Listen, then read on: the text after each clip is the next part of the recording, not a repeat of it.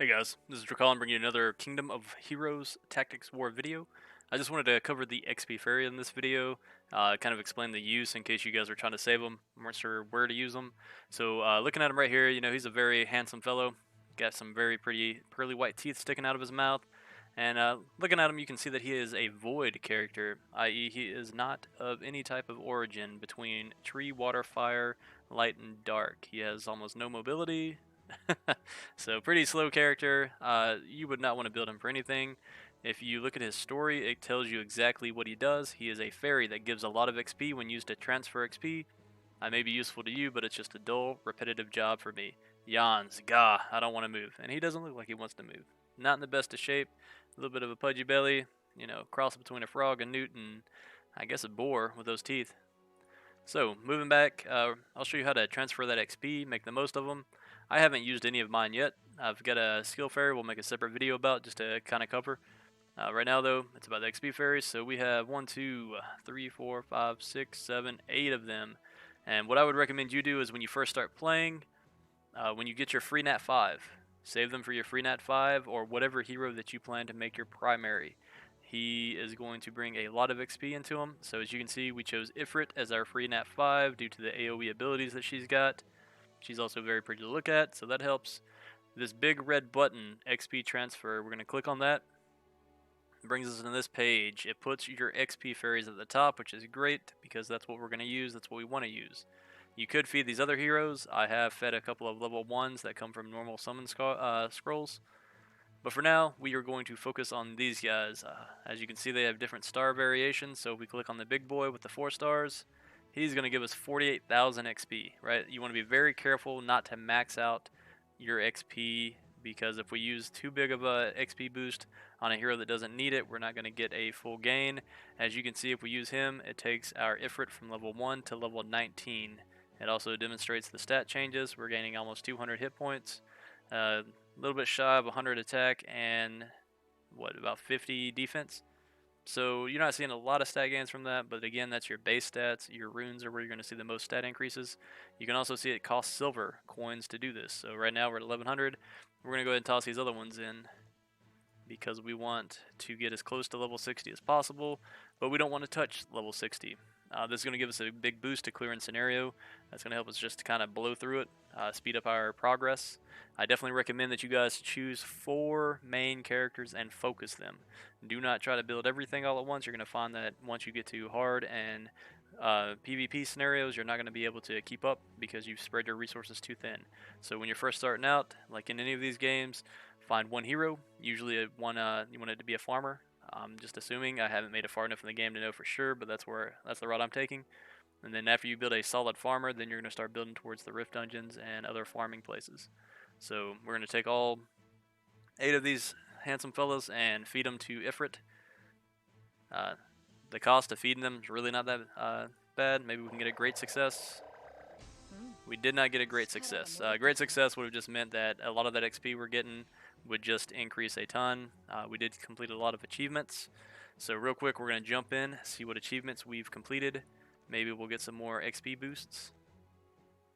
And I kind of need to swap some runes around to Ifrit, but off of my Freya, we'll do that in a second. So we're going to click on the achievement tab in the lower left. We will click on main quest. Anything that's got an exclamation point, we're just going to go ahead and collect it.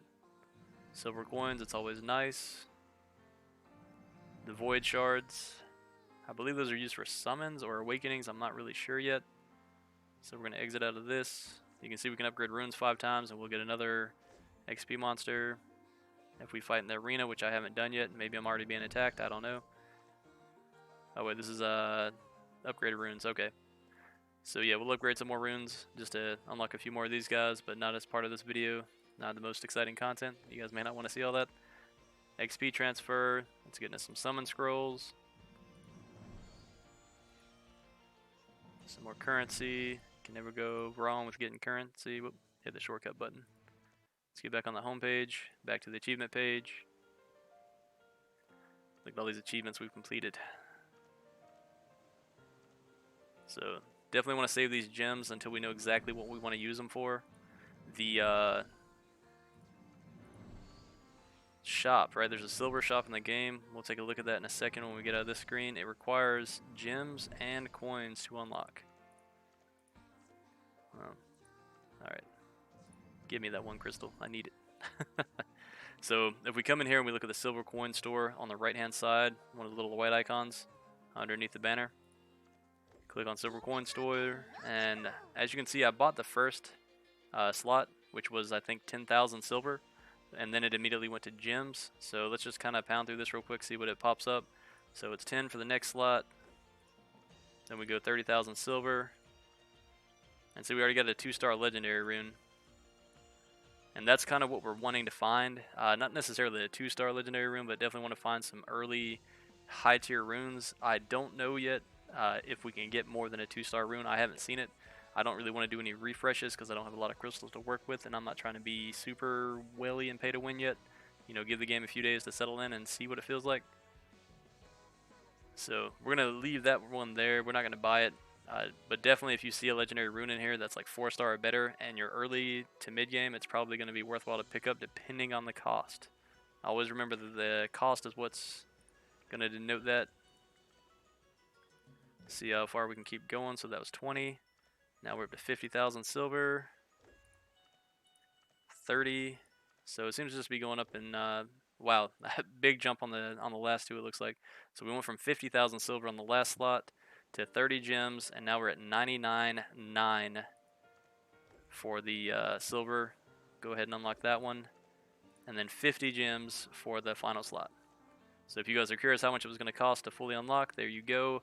And as you can see, we seem to only be able to get 1 to 2-star runes. I'm not going to waste any more silver on that. But typically a purple rune or a legendary rune, if you see them pop up in here, are worthwhile to look at. Even early game blue runes might be worthwhile. Greens and whites, if they pop up in here, just ignore them. The 1-star heroes and the standard summon scrolls will be worthwhile eventually, but right now I'd rather just save my silver and see where it goes. But I have a feeling when we go to level up heroes, we're going to need the scrolls and summon monsters that we can get. And that was pretty much all I wanted to cover in this video. Just a quick shop breakdown and a quick breakdown of the runes. And I think I said I would go ahead and move some runes around on off my Freya. Right, so she's got the 5-star runes on her that are all attack sets. So we're just going to pull these off. It's probably going to cost silver if it would let me. There we go. So to remove these runes, 2,500, not too bad because they're not leveled up yet. I'm sure the more leveled up they are, the more costly they are to take off. And then we'll put some 1 and 2-star runes on her. But for now, we're making Ifrit our free nat 5, our primary character. So we want her to be as strong as possible to help blow through the game. We're not going to put all of our resources into her yet. We're going to kind of spread it out a little so we're balanced out. That way we can get 3-star clears on everything, because for the 3-star clears, you've got to beat it in, like, you have to have 20 turns left after you beat it, you have to clear it, and you have to have all of your heroes survive. So we definitely want to have them all survive. As you can see, this is going to take you through the skill tutorial, active skills, leader skills, passive skills. And then you can combine identical heroes to raise your skills, or you can get the skill ups otherwise. So what I am looking at doing is I'm going to treat this like I have other games in the past, and I'm going to do a test in a little while whenever it's time to promote her. Once she's max level, I'm going to see if I can't take my extra Freya, dump it into her, and hopefully that is going to give me both the free 4-star that food that I need to take her up to 5 stars, and to give her a skill up. So I'll test that for you guys. I'll make a video when I do it, and that'll answer any questions for you. Otherwise, if it doesn't promote and do the skill up, I would always lean towards the skill up over the promotion. The promotion can happen at any time, but it's really hard to get skill ups in games like this. So we'll go ahead and back up, go to our Ifrit, and we will give her those nice runes we just pulled off, or semblance of nice runes. I wonder if we can do it without having to swap. If it'll just equip them if we tell it to.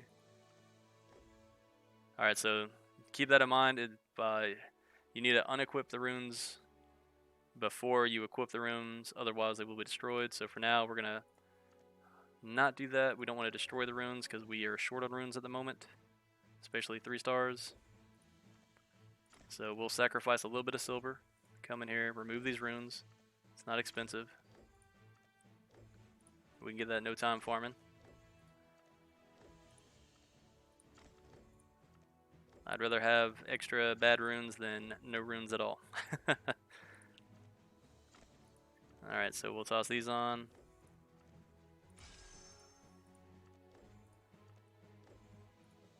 So as you guys can tell, the higher star rating there are on the runes, the higher the base stats are going to be. The color change, where it goes from white, green, blue, purple, orange, is going to tell you how many substats it starts with, which means the potential of the substat getting higher is better with a legendary rune. But it is more uncommon to get, all your rolls into a single one. And like I said in another video, every 3 levels you gain on a rune gets a substat added or a substat increase. These being purple runes, we won't get a substat increase until it hits plus 12.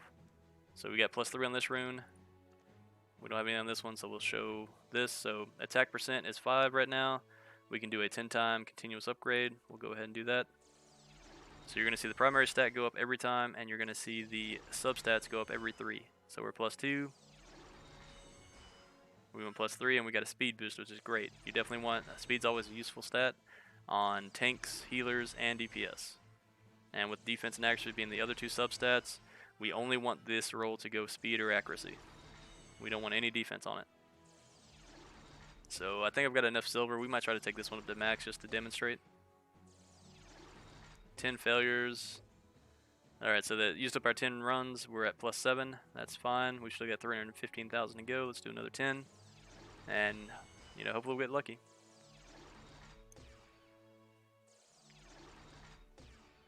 Getting a lot of failures already at plus 8. Alright, so we got a defense roll. Not really what we're looking for. But we did get 2 rolls in the speed so far, which is nice.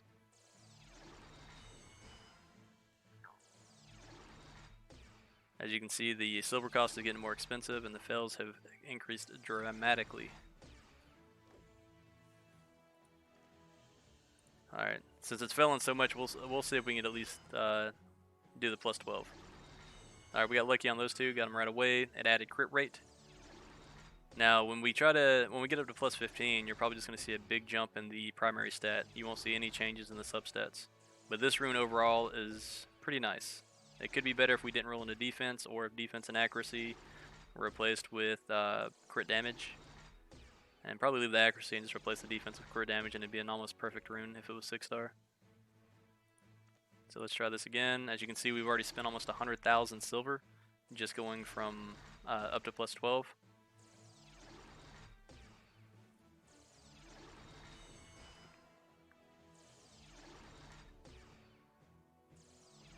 If this takes too long, I'll just go ahead and cancel it, but really trying for that plus 15. Alright, we got the 14. Can we get lucky? As you can see, it's a big jump at 15. So we'll go and do another continuous upgrade. We're down to 171,000, so we spent almost 200,000 doing this plus 15 upgrade. Assuming we get lucky. And this is not something I recommend everybody do. Do not go past probably plus 6 on 1 and 2 star runes unless you get stuck. If you get stuck, go to plus 9. Do not go past plus 9 on 1 and 2 star runes no matter what. It's a waste of resources. Just wait till you get better runes. Alright, we got the plus 15. So all in all, like I said, this is a pretty nice attack rune. It's on the charge runes, which is the attack set, and the substats are great, except for that defense. We wish we would have not gotten that roll. So later on, we may, if there's a way to replace that stat in this game, like there are in most of them, we'll try to replace that defense percent with crit damage. Alright, so we demonstrated that. If you guys could, please like, subscribe, and comment. If there's something I can do to improve these videos, let me know, and hope you have a good one.